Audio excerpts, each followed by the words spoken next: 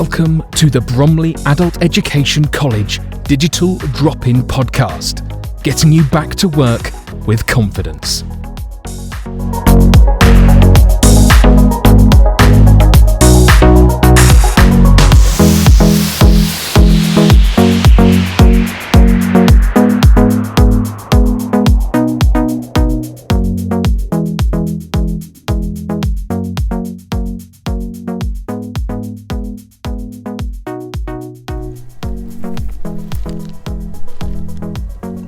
Hello, I'm Jill Collier and welcome to episode 16 of the Digital Drop-In Podcast. Today I'm talking to Mercy Nelson, who is kindly going to talk about her career of being a play worker for the last 18 years.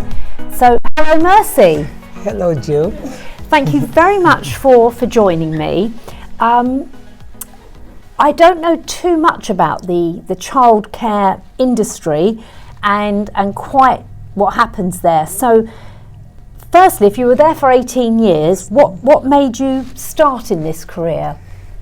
Yeah, I started in this career because it was suitable for my children, because my children were in school at that time. Right. So I was able to take them to school in the morning and pick them up.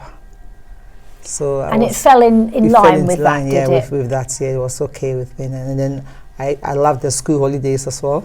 Ah, yes, so you could have the holidays with your children. With the children, yeah. So what qualifications did you need to start the job initially, and then we can maybe talk about what they did for you to give you further. Okay. Before then, I went to Bromley College to train as teaching assistant. Okay, yeah. Right. And would that have been in a primary school teaching assistant? It was from primary school, yes. Right. Primary school, yes. Right. From reception to year 6, yes. Lovely. That's what I trained for. And after I qualified, I was looking around for school to get a job. I did voluntary work in a couple of schools. Right. But I think the mothers got in first. Those days, you don't really need a qualification to work as a teaching assistant. So some mothers who used to help in the school just got in there. Yes. So it was difficult for somebody who wants to, and they were doing it voluntarily. Yes. So why pay? So you diverted your kind of, or widened your kind of scope really, for looking for a job. So I looked for a job in the new shop at those days. And I found a play worker, after school club, breakfast club, looking for somebody to manage it, Lovely. To run it. And since I've worked with children, I said I would do that. Right. So I got in, and I think I started with Bromley. It was called Bromley My Time. Bromley My Time, yeah, yes. It still exists, yes. Bromley My Time. Yeah, they employed me in Darwickwood Primary School. Darwickwood, yes. Primary School. So I worked there as after school club and breakfast club. I started as a deputy leader. Right. So what we do is the children will be dropped in the morning for breakfast club before school starts. Yes. So we keep them in the school we had our own room in the school premises. And then sometimes some of them will have breakfast. We have cereals, toasts and stuff, we give it to them. And then when it's time to go to school, we drop them to their classrooms, make sure they're all in their classrooms. And then somehow that moved on, did it, to becoming a play worker? Yeah. After that, in the evening after school, we pick most of the children again from the school. Right. And take them to our area, and over there we look after them. And that was a play bit. Right. So we had them from 3:30 till about 6 p.m. Right. And that was when we said, of course, they've been to school all day. Yes. So they didn't want to do any work. No. So that was when the play becomes. So you have to be creative and do something to entertain. So that's when we decided doing play work, or what to do to make the children interesting. Their stay with us interesting. Yes. So we create things. And that was when they sent me on that course to be a play worker. Right. And so you did that for 18 years in the same school? Yes. Yes. In the same school, yes. And so in that 18 years, I'm just guessing that a lot of things changed, I don't know, health and safety wise or training wise, or can you tell me what sort of qualifications you need to work in these after school clubs? When I started, I think they didn't have, it wasn't mandatory. Only one member of staff can have first aid. Right. But it changed. Every member of staff has to have first aid training. Right. And then even the leader and the deputy has to have enhanced first aid training, which the company took us on to do. And then we have to have food hygiene course, because we're preparing food for the children. We're making, like, in the afternoon we do like snacks, little things like cheese on beans on toast, stuff like that, so they will be hungry. So we went on a health food hygiene course for that. And then the third one was child protection. That was mandatory. Everybody has to have that because of all these. There was a lot of stories in the press about children being having, what was the word for it? Well, don't worry. Well. But this is for you. Just so I understand, was the child protection for you to be kind of more aware of signs that a child maybe wasn't receiving the kind of care at home? Is that it covered everything. It covered that as well. It covered how we look after the children. How you look after them yourself, right? Even among ourselves, how to look at each other, members of staff, to see what's good. If everybody has bad intention, to spot it. Right, I'm with you. Yes, to be more alert. That was mandatory. Everybody had to go on that course. And again, that just highlights the importance, really, of things that maybe we were a little naive to previously. But now it's very, very. So it's a good thing, really, isn't it? It was a good thing. I can understand that things like that would need to be introduced with the issues that have gone on with children. Yes. They keep your training up to date while you're there. Some of the courses was for 2 years, some was for 3 years, some was for a year.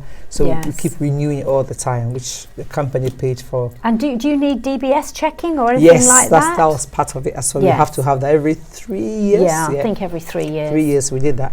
And then later on, because I did the breakfast and then after school club, so I had the afternoon doing nothing. Yes. So I moved into the senior school, the direct, and did support work there. Right. So I was doing like invigilating when there's exams going on. I was helping the children who were we call them inclusion.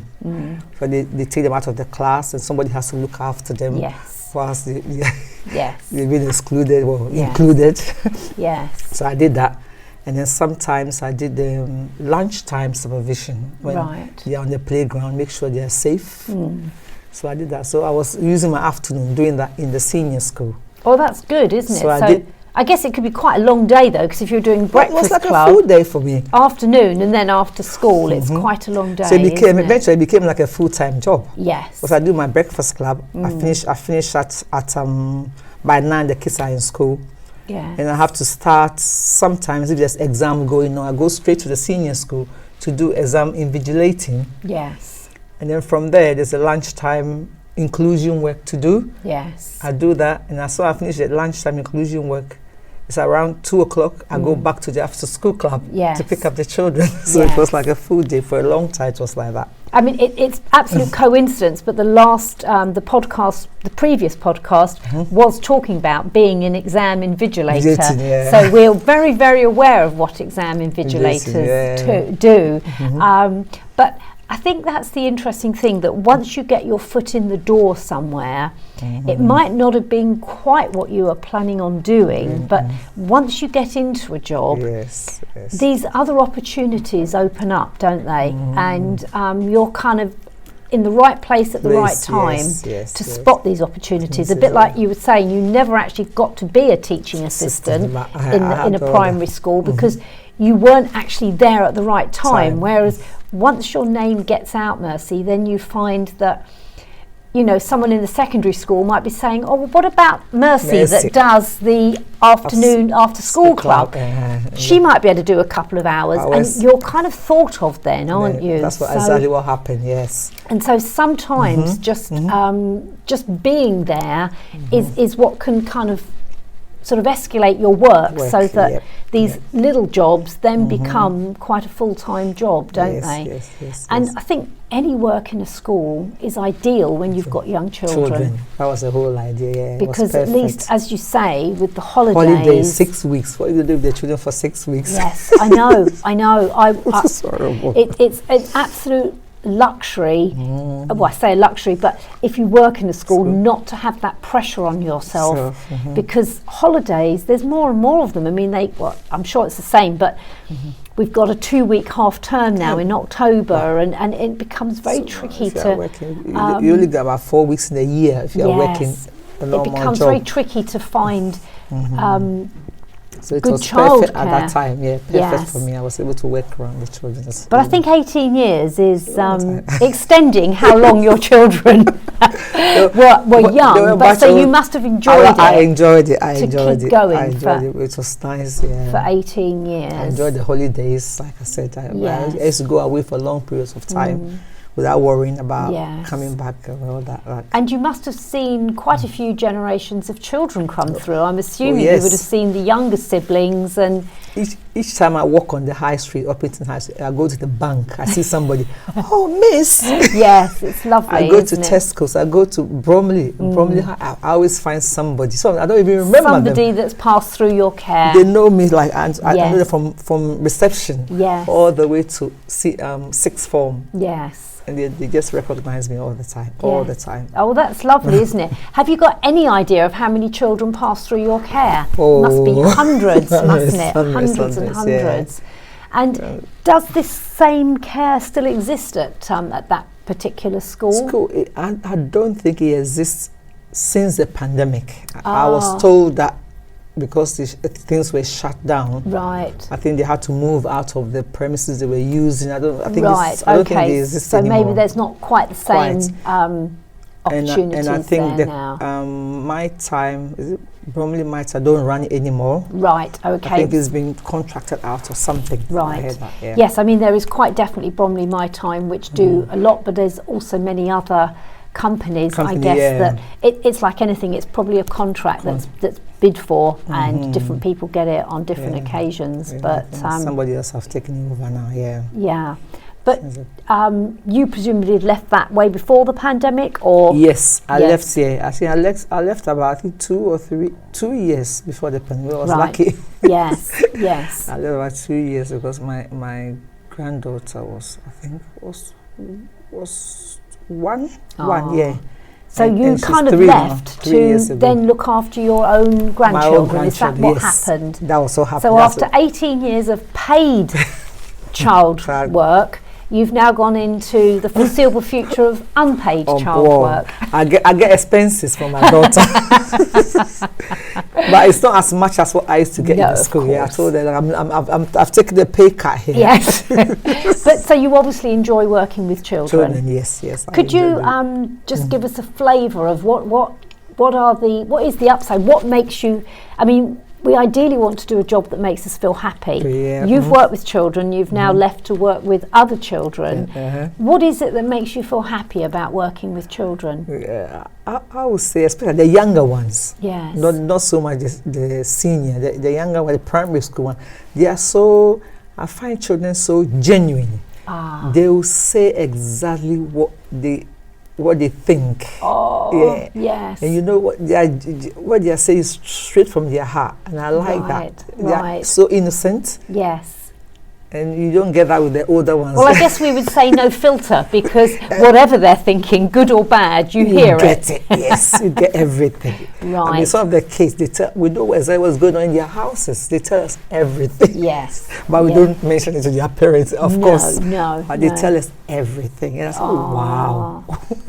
Oh, that's so nice, though, isn't it? That you can kind of have a very true conversation. I think I'll say they are innocent. Yes. That's the reason I like them so much, the younger ones. So that was, would you say that's the most fulfilling part of the job, or is it watching them flourish and, watch them sort of grow up over a number of years? Well, I think they grow up for the worst. But you kind of get to see you get to see the child coming up from reception, year 1, year 2. As soon as they get to year 6, year 7, you're different. Yes. But I guess by then are they still coming from year 7? Would they still come for breakfast? They come up to sometimes up to year 6. Yes. But in senior school, no, of course, not in senior school. Yes, their class is old enough. Yeah. Well, I mean, it's still really interesting for our listeners to kind of know, I guess, what goes on working with children. So I think it's important to know that there is guidelines there I'm kind of, I say delighted. I think there has to be, as sad as it is on one hand, I think there does have to be this training put in place for us all to be alert, because if you just were to miss one thing or now to be aware of one thing, I mean, hopefully nothing ever happened that you did feel alarmed, but for the centres where that has happened, they've saved a child going through possibly some really difficult situations. They even made the rules more stricter now. Yes. If even they do the DBS, the police check, and you live with somebody who's had issues with children, you can't even work with the children anymore. Right. Okay. Because of somebody living in your family. Well, I so suppose, they've extended it to that. Yes, but I guess they could. If there was somebody, it could maybe change your views on something. You could be sort of slightly encouraged into. So I can see why. So they've really made it very, very strict now. Well, that's kind of good news to know there is strict guidelines around it, and assuming you pass those guidlines, it sounds like it's a very fulfilling job, really, to help these children at times where, if parents are working, they need this full wraparound care, don't they? Which I never had when my kids were growing up. No. We didn't have that at all. That's why I stayed at home for a long time. Yes. But and then these days, I would say it's a bit on the expensive side these days. When we started, it wasn't that expensive. Now they've increased. It's almost double the prices now. Right. So I don't know if the parents can wait, if it's worth taking their children or just staying at home. Yeah. Well, I guess it depends on the job they have and whether they've got 1 children or 3 or something. Or 3 is not worth it. Again, it will have a huge impact, won't it? But it is nice to know that these services exist for people that are in work and just need that extra bit of help, isn't it? Oh, well, that's really, really interesting. And as I say, it's nice to to get a full idea of all of the careers there are out there, and